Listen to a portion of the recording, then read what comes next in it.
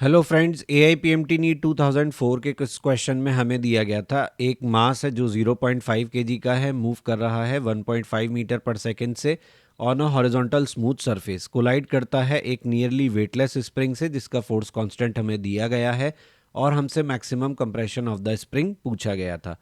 तो क्वेश्चन में सबसे पहले हमें मास दिया है 0.5 केजी, हमें उसका स्पीड दिया है 1.5 मीटर पर सेकेंड और हमें स्प्रिंग कांस्टेंट के बारे में जानकारी दी गई है 50 न्यूटन पर मीटर। अब इस क्वेश्चन में आप प्रोसीड कैसे करेंगे, तो आपको फोकस करना है इस वर्ड पर जो यहाँ दिया गया है, horizontal smooth surface. Horizontal smooth surface का मतलब ये है कि यहाँ पर आपका कोई फ्रिक्शन एटसेट्रा फोर्स नहीं है, यानी work done by internal non conservative force यहाँ पर ज़ीरो है। इसके अलावा आप क्वेश्चन में देख सकते हैं कोई और एक्सटर्नल फोर्स इन्वॉल्व नहीं है, यानी एक्सटर्नल फोर्स का वर्क डन क्या है, ज़ीरो। केवल एक ही फोर्स प्रेजेंट है यहाँ पर और वो कौन है, आपका spring force.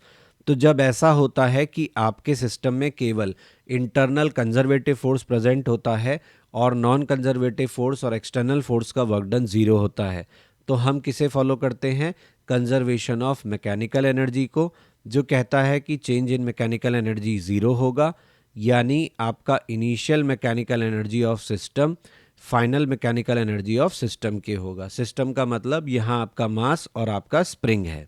Mechanical energy conservation के बारे में आप इस वीडियो के डिस्क्रिप्शन में जाकर भी देख सकते हैं, मैंने काफ़ी डिटेल में समझाया है। तो मैकेनिकल एनर्जी कंजर्वेशन हम यहाँ पे लगा रहे हैं।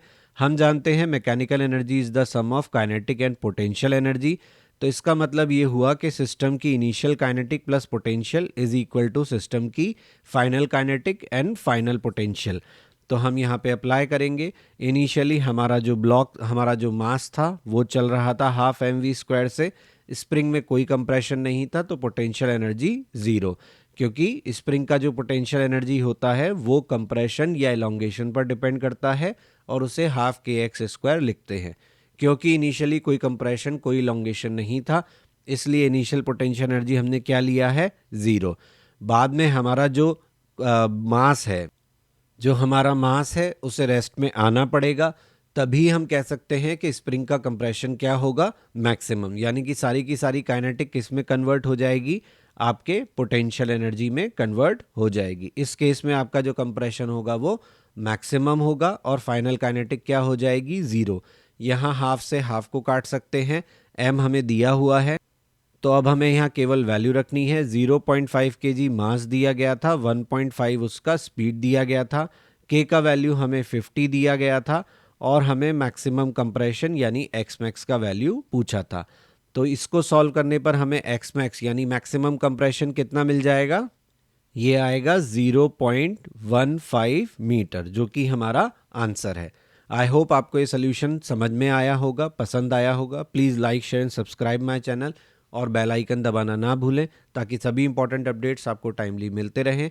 अगर आपको मेरे क्वेश्चंस के टेक्स्ट सोल्यूशन चाहिए, यानी हर बार आप वीडियो चलाकर नहीं देखना चाहते, अपने सॉल्व करने पर जो स्टेप्स हैं उनको चेक करना चाहते हैं, वेरीफाई करना चाहते हैं, तो मेरे ब्लॉग पर जाकर आप किसी भी टाइम ये सोल्यूशन टेक्स्ट फॉर्मेट में देख सकते हैं। आप मुझे सजेशन देना चाहते हैं तो मुझे मेल कर सकते हैं। टिप्स ऑफ द डे के लिए फेसबुक पेज और इंस्टा पे ज्वाइन कर सकते हैं।